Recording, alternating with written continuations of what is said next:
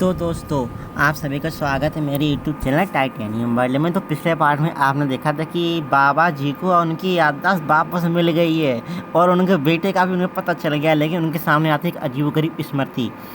तो उसके आगे हम लोग चलते हैं। अब मेरे सामने भी छिला देने वाली दुविधा है, अगर मैं इस स्मृति को भूल जाऊं तो फिर ना भूलोक बचेगा, ना पाताल, ना शिलादित्य और ना अप्सरा। परंतु अगर मैं वे स्मृति भूल गया तो मैं नाग बाबा से लड़ता रहूँगा और शायद तोसी के प्राण भी ले लूँ और अपने हाथों से ही अपनी पोती को विधवा कर दूँ। परंतु कोई ना कोई निर्णय तो लेना ही था और शीघ्र लेना था। बिसर्पी इस बंदी तोसी को जागृत किया तो इसकी शक्तियाँ आस्तिक से मिलकर प्राण घातक हो जाएंगी।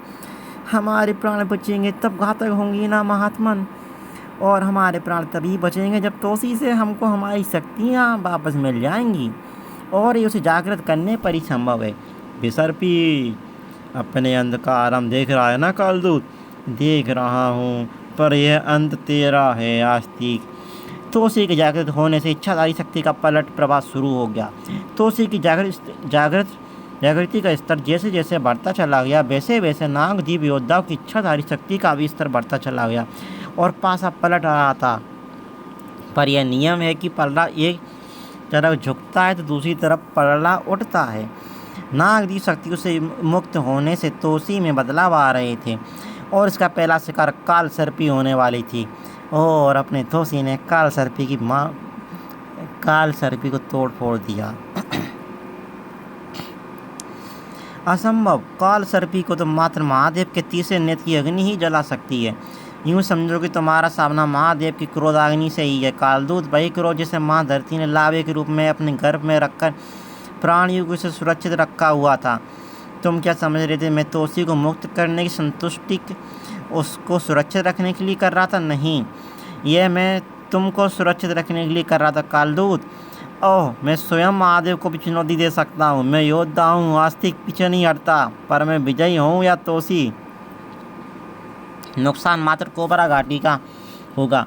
यह पहाड़ पत्थरों का एक बेतरतीब ढेर बनकर रह जाएगा। मैं तुम्हारे प्राण बचाने के लिए तोसी को रोकना अवश्य चाहता हूँ, परंतु कोई अवरोध मुझे इसके मानस तक पहुँचने नहीं दे रहा है। तुम पीछे हटोगे नहीं तो मृत्यु को प्राप्त होगे कालदूत। तोसी इसी लावे का अंश है, इसको सागर भी नहीं रोक सकता। इसको कोई रोक सकता है तो मात्र अप्सरा। तोसी और अप्सरा का विवाह मात्र संयोग नहीं है। तुम सुनामी के थपेड़े तो झेल गए, लेकिन लावे का विस्फोट नहीं सह पाओगे कालदूत। और कालदूत की फटने लगी। उसकी चिंता तुम मत करो, रस्सी जल गई लेकिन बल नहीं गया।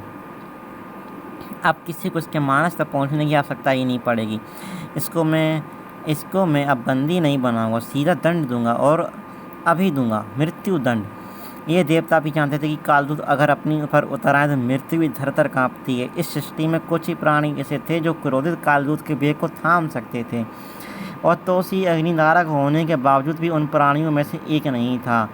तोसी के अंत के साथ साथ इस युद्ध का भी अंत निकट आ रहा था, पर एक चीज़ और एकदम नज़दीक थी, वह थी लावा। तोसी को लावे से निकटता लावे में बदलाव ला रही थी। यह कहेगा कि मेरा दम क्यों उठ रहा है, मुझे भी सांस लेने में सुविधा हो रही है, पर हमें नहीं, हम इसके अभ्यस्त हैं। परंतु ये क्या? ज्वालामुखी की जहरीली बास वैसे तो ये संतुलित मात्रा में निकलती है, पर तोसी ने इसका स्तर 1000 गुना बढ़ा दिया है। अब ये कहना कठिन है कि पहले कोबरा घाटी के सर्प योद्धा तुमको चीर डालेंगे अथवा जहरीली बात से तुम्हारी आखिरी सांसें भी तुमको नहीं लेने देगी। कई हथियार एक साथ कई गर्दनों पर गिरने वाले थे। टहकती आग के विध्वंसक गोले कालदूत के तीनों शरीरों को पहले चितड़े और फिर खाक करने के लिए भर चुके थे। युद्ध की इस पलटती बाजी ने नागदीप योद्धा को चकित करने का अवसर तक नहीं दिया था। शायद इसीलिए क्योंकि वे अवसर अब आया था। यह क्या? मेरे अग्निव्यासों को रास्ता से हटा सकने की शक्ति किसमें है? शायद उसी में जिसमें शत्रु के हाथों से शस्त्रों को छीन लेने की शक्ति थी और कोबरा घाटी के योद्धाओं को बिना हाथ लगाए परास्त करने की शक्ति थी।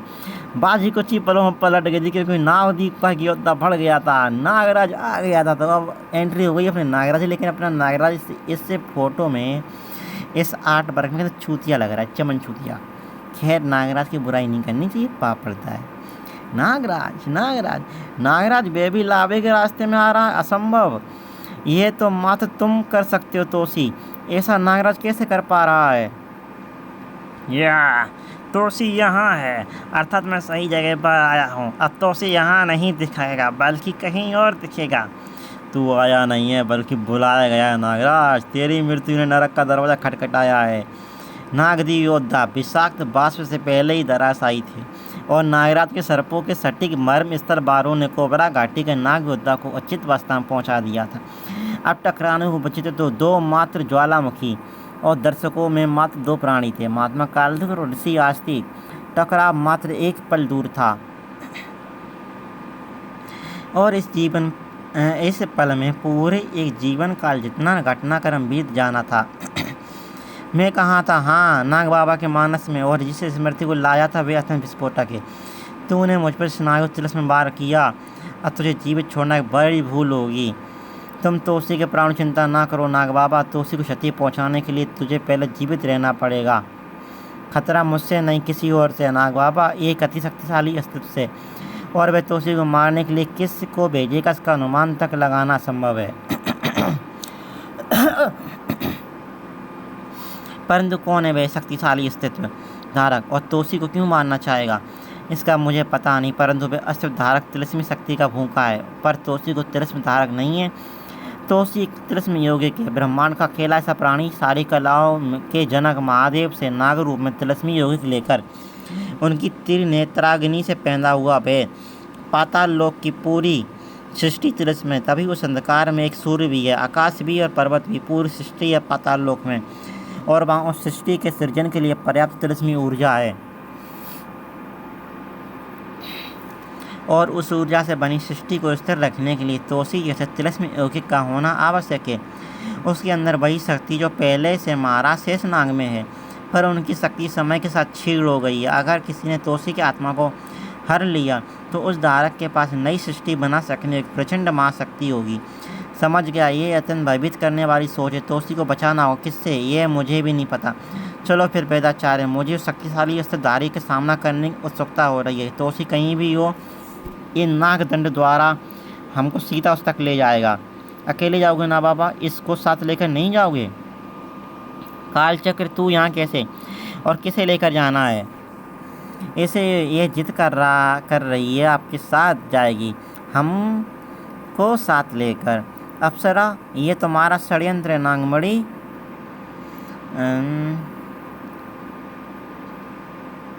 मेरी मात्र वे नैनो चिप जो तोसी के ब्रेन में फिट है, उसको मैं निष्क्रिय कर दूंगा। मूर्ख, पहले भी कर चुका हूँ, इस बार ऐसा प्रयास मत करना। निष्क्रिय होते ही वे नैनो चिप बम बन जाएगी। सोचो तोसी के दिमाग में अगर विस्फोट हुआ, पहले तुम्हारे सिर की छतरी उड़ेंगे नागमणि। तुम्हारे पास विज्ञान की नैनो शक्ति है, तो अगर तुमने तोसी को नुकसान पहुँचाने का प्रयास किया तो तुम्हारा सिर भी नहीं बचेगा। आप दोनों सोडांगी और सीधनाग के साथ आगे बढ़िए वेदाचार्य, मैं इनसे अप्सरा को स्वतंत्र करके आता हूँ। सोडांगी और सीतनाग के शरीर में अब पाताल विष भी है, यह तोसी को काबू करने में मददगार सिद्ध होंगे, पर नागमणि को तिलस्मी रुद्राज से कोई नहीं बचा पाएगा। यह धीरे धीरे तुम्हारी खोपड़ी में दस्ता चला जाएगा और फिर तुम्हारा मस्तिष्क मेरे आदेश का गुलाम होगा। फिर मैं तुमको पहला आदेश अप्सरा को स्वतंत्र करने का दूंगा और मैं तुझे आदेश दूंगी नागमणि को छोड़ने का। मिस किलर, तू कुछ भी नहीं कर पाई और मैं नहीं ना नागमणि को तू मैं बचा लूँगी, पर तुझे कौन बचाएगा? ओहो सॉरी, पता नहीं कहाँ पहुँच गई अपनी कॉमिक्स।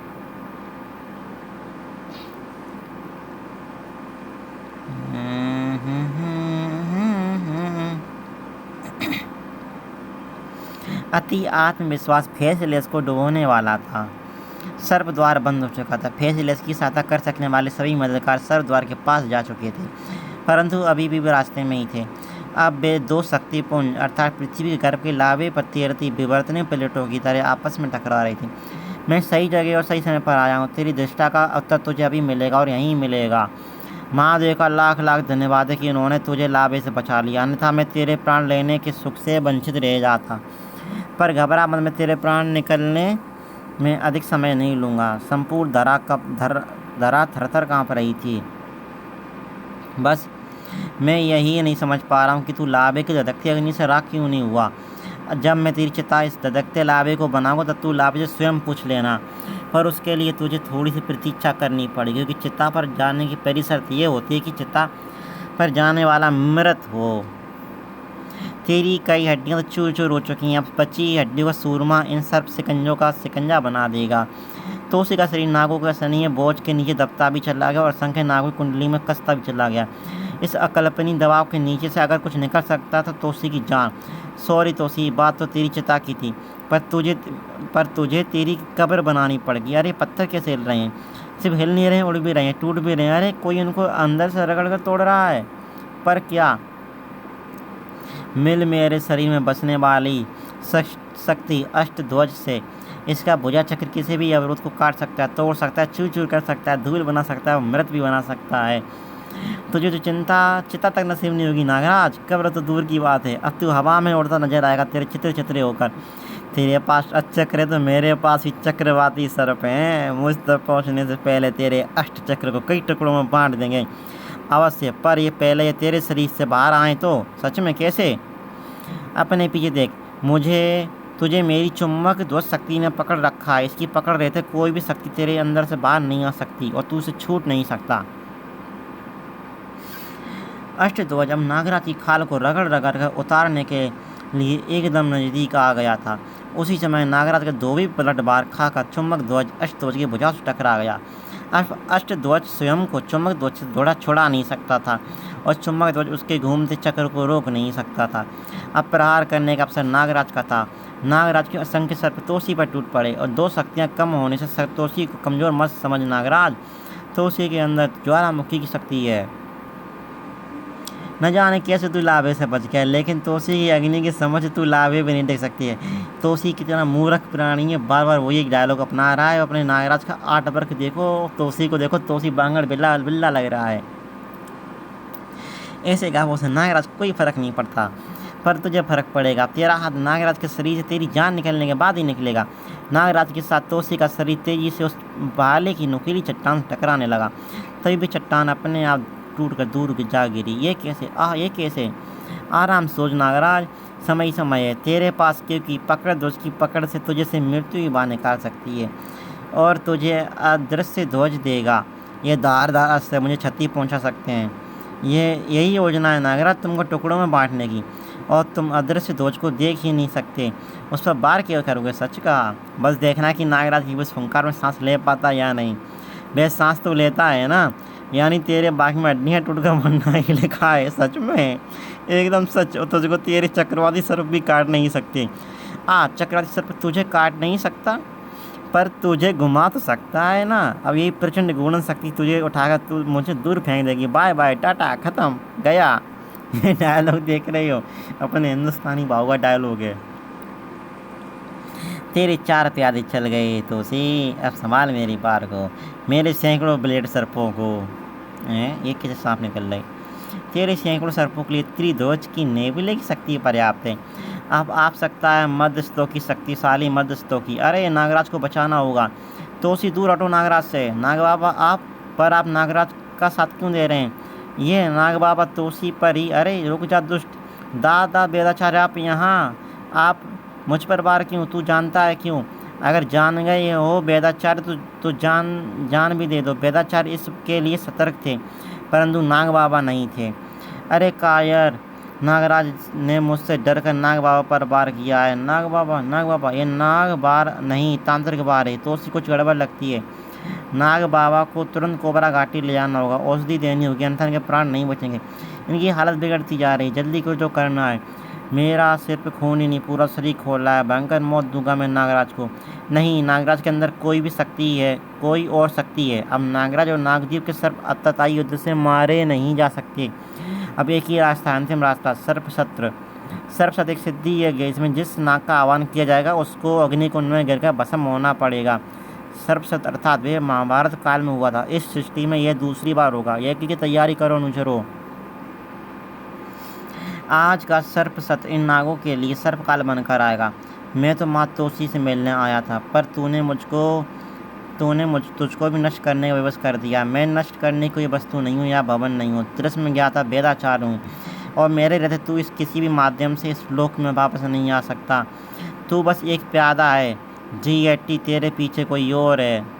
ये प्यादा कभी नहीं था, मैं हमेशा से राजा था। बस कमी थी एक रानी की, जिसके लिए मैंने एक नहीं, दो नहीं, 18 जन्म लिए। यानी कि अपना नागराज नहीं था। अपना नागराज पता नहीं कहाँ चला गया। बहुत याद आ रही नागराज की। फिर चाहे उसके लिए मुझे नागराज की बलि क्यों ना लेनी पड़ती। तंत्रता, तेरी झलक मुझे नाग बाबा की स्मृति में मिल गई थी। तू नागराज के शरीर में कैसे घुसा, ये रहस्य मुझे जानना है। अब तुमको जन्म मरण की इस चक्र से मुक्ति मिलने वाली है। जीएटी नागू, तुम यहाँ, तू कौन है? मैं वही हूँ जिसे नागराज समझकर तूने माया दर्पण में कैद किया था, पर मैं तेरे होशो आवाज़ को आज़ाद करने वाला हूँ। तुमने इसको बहुत आसानी से प्राप्त कर दिया नागू, पर तुम यहाँ आए कैसे? तुम कोई ढूंढने आया था। इससे पहले लड़कर इसकी कमजोरियाँ जान गया था, इसलिए इसको निष्क्रियों में निपटा दिया। अब मुझे अपने शरीर में प्रवेश करने की अनुमति दो। हम आपको शीघ्रता से एक सतह पर पहुंचना है, वहाँ तोसी ने पिल्लाई ढा रखी है। ये तुमको कैसे पता नागो? ये सब बाद में बताऊंगा। हम लावा नदी से जाएंगे। मेरी मणि शक्ति तुमको सुरक्षित रखेगी। मणि शक्ति? पर तुम मणि सहित मेरे शरीर में प्रवेश कैसे कर गए नागू? अभी तोसी पर ध्यान लगाओ नागराज, बाद में मुझे इसका पूरा किस्सा सुन लेना। ठीक है नागू, लावे से मेरा सिर भारी सा लग रहा है, पर तोसी मुझसे नहीं बचेगा, क्योंकि अब मैं नागराज पर काफ़ी हद तक नियंत्रण पा चुका हूँ। अब मुझे तिलिस्म शक्ति के लिए तोसी की आत्मा चाहिए। उसकी तिलिस्म शक्ति मेरा तंत्र है और नागराज का शरीर इससे अधिक। और मुझे क्या चाहिए? नागराज के मुख से ये कौन बोल रहा है? वेदाचार्य। तंत्रता, नागराज ने इसको तंत्रगढ़ के मायू चित्र में कैद किया था, परंतु ये चित्र गिरते गिरते अवश्य पाताल तक जा पहुंचा होगा और अब यह नागराज के जरिए तोसी को मारना चाहता है। पहले ये वही शक्तियाँ मेरे बेटा शिलाशक्ति से पाना चाहता था, अब ये मौत पाएगा शीतनाग कुमार। तंत्रा की कहानी को हम सब जानते हैं, इसको नागराज के शरीर में ही मारना होगा। तुम मुझे मार नहीं सकते, मैं उस नागू के अंदर हूँ जो नागराज के अंदर है। अब तो काम और आसान है। शीत के कारण नागराज सुप्तावस्था में चला जाएगा और हम तुमको नष्ट करने का उपाय ढूंढ लेंगे। सपने कभी सच नहीं होते बच्चे। ये कहाँ गया बच्चे?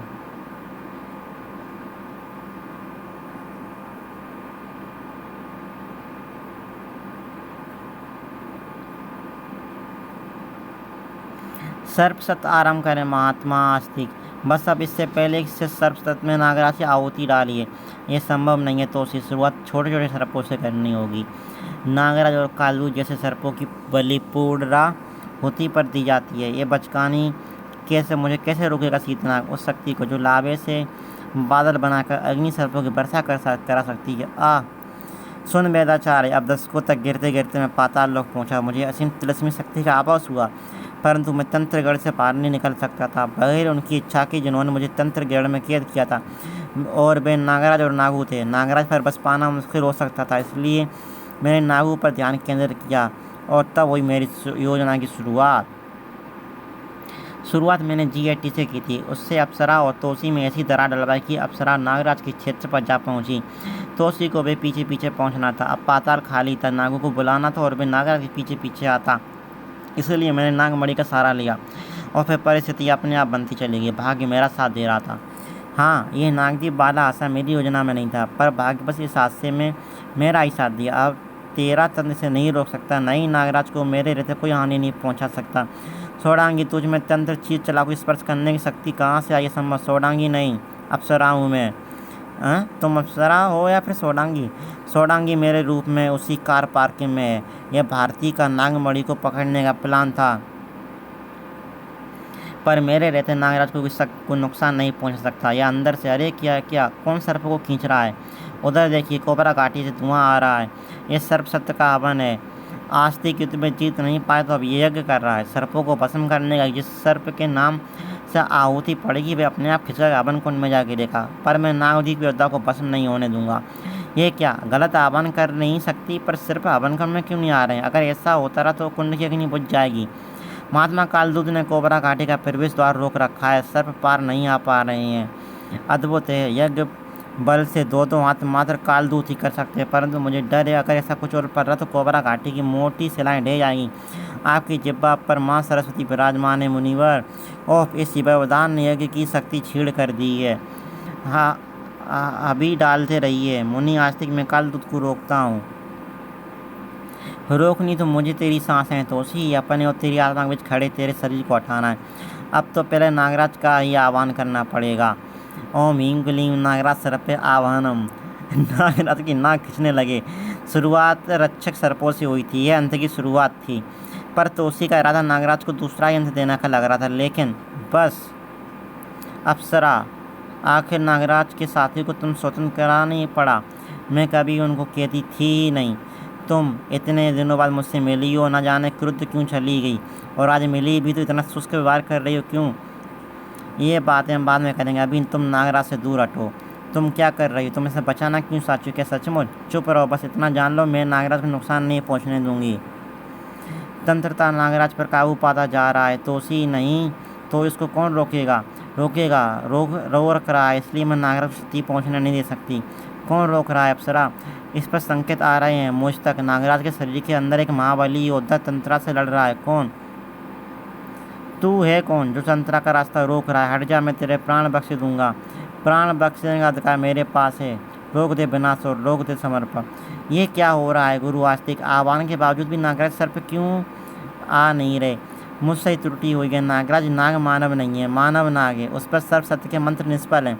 फिर तो उसी मैंने तुमको अपने पिता के लिए क्षमा कर दिया है, परंतु नागराज को अगर क्षति पहुंचानी सोचोगे तुमको तो अप्सरा से टकराना पड़ेगा। क्यों अप्सरा? क्यों? क्या लगता है नागराज तुम्हारा? मैं तुम्हारा पति हूँ, तुम्हारी संतान का पिता हूँ। हाँ, मुझे रोकना ही होगा। नागराज भी मेरी संतान का पिता है। हैं? नागराज भी मेरी संतान का पिता है? वे धर्म पिता है, रक्षा कर रहा है वे हमारी संतान की। अच्छा, कैसे? नागराज ने टनी को अपने शरीर के अंदर सुरक्षा दी है। टनी रोक रहा है नागू के शरीर में मौजूद तंत्रता को, और इस भीषण टकराव की पीड़ा झेल रहा है नागराज। तू आखिर है कौन जो इस आयु में मृत्यु को बुला रहा है? तो उसी पुत्र टनी हूँ मैं। तूने सत्य कहा, मैं मृत्यु को बुलाता हूँ, परंतु अपने दुश्मनों के लिए। और रास्ते से तू हटेगा, मैं नहीं। वाह ईश्वर ने, मुझे पता ही नहीं था कि तू भी मेरे साथ है। तूने तोसी को मुझसे दूर किया, उसके पुत्र को भेज दिया। वाह, अब तो मुझे तिलस्मी उत्प्रेरक इसी से मिल जाएगा जो तोसी का पुत्र है। बाहर स्थिति बिगड़ रही है। तंत्रा नागराज पर काबू पा रहा है, पर ये जो भी करेगा वह विनाशकारी होगा। हाँ, सुना है जुपिटर के ऐसा तूफान घूमता है आकाश में तूफान के बराबर। तूफान अगर पृथ्वी पर आ जाए तो नागराज के तंत्र शक्ति से युक्त असंख्य सर्प आकाश में जाकर भीषण चक्रवात का निर्माण करने लगी, जो आकार में सने सने एक महाचक्रवात का रूप धारण करने लगा था। ये आंधी है तो तेज होती जा रही है, इससे तो हम पत्तों पर उड़ जाएंगे। सर्प के सत्र की अग्नि मंद पड़ रही है। एक ऐसी शक्ति जिसकी चक्रवात की वायु गति शिलाएं तक तोड़ रही है। यह भीषण चक्रवात तेजी से पूरी धरती को अपने आगोश में लेने लगा। मानव निर्मित गगन चुंबी अटल रेखाएं उसके टिक नहीं पा रही थी। टनी, जल्दी कुछ करो। नागराज मैं असफल हो रहा हूँ। मैं इसके तंत्र को रोकता हूँ, समेटता हूँ, पर फिर से बिखर जाता है। मेरे पास इसको बंदी बनाने का कोई साधन भी नहीं है। नागू की मणि शक्ति तंत्रा के बल को कई गुना बढ़ाती जा रही है। अरे टनी, ध्यान से सुनो, एक तरीका है, हमें दूसरा अवसर नहीं मिलेगा। और फिर ऐसे तुमने तंत्रा को मणि में बंदी बना लिया। मैं तो स्वयं तंत्रा के बस में था। यह काम सब शांत हो रहा है। नागराज ने तंत्रा पर काबू पा लिया, पर कैसे? टनी पर तू नागराज के शरीर में पहुंचा कैसे? मैं घायल था। नागराज ने मुझे अपने शरीर में रखकर अपने नागों से मेरी शुश्रूषा करवाई। तुम घायल था, पर कैसे? टनी तो उसी को पूरा घटनाक्रम सुना था चला क्या? इसी कारण अप्सरा मुझे बार बार रोक रही थी और मैं तुम पर वार कर रहा था। मैं तो तुमसे क्षमा मांगने के योग्य भी नहीं हूँ। तुमने वही किया जो तुमने समझा। तो उसी भी तो स्वयं के पूर्ण नियंत्रण में नहीं था। मुझे तुमसे कोई शिकायत नहीं है। तुम पूर्ण रूप से स्वस्थ हो गए। नागराज, ईश्वर का लाख लाख धन्यवाद है। हाँ विसर्पी, परंतु तुम यहाँ कैसे? नागरी इस घटनाक्रम में कैसे उलझ गया? विसर्पी ने नागराज को सारा हाल सुना दिया। अब नियति का खेल है। मुझे विश्वास है कि नागद्वीप जल्दी लहरों से ऊपर आ जाएगा, और जब तक ऐसा होता है तब तक आप नागद्वीपवासी हमारा आतिथ्य स्वीकार करें। अवश्य मित्र, तो मुझे गर्व है तुमने अपने मूल्य को मित्रता से ऊपर रखा, तो मित्रता हुई आनी थी। अब हमको तंत्रा को स्थायी कैद प्रबंधन करना होगा, जहाँ पर किसी भी चैतन्य प्राणी के संपर्क में आ ही ना सके। उसके लिए सबसे अच्छी जगह यह लावे का सागर है। इसके अंदर तंत्रा को कोई भी चैतन्य प्राणी मिल ही नहीं सकता। मेरा नाम तालिका है तंत्रता, और मैं तुमको इस मणि बंध से स्वतंत्र कर सकता हूँ। तुम मुझे जानते हो? सिर्फ तुम्हें ही नहीं, तुम्हें जिसकी ज़रूरत पड़ेगी उसको भी जानता हूँ। ये सब अचानक कहाँ लुप्त हो गए? पता नहीं, कुछ गलत हो रहा है। जो गलत हुआ उसको तुम्हें सही करना है। मणिबन से आज़ाद होने के लिए कुछ भी करूँगा। बताओ क्या करना चाहते हो? वही जो तुम चाहते हो, तोशी की आत्मा। पिक्चर अभी बाकी है मेरे दोस्त, पर फिलहाल समाप्त है। तो अपनी कहानी यहीं ख़त्म कर दी, आधी अधूरी। अच्छा एंड नहीं था। खैर, कॉमिक्स की स्टोरी आपको कैसी लगी हमें कमेंट करके ज़रूर बताइए।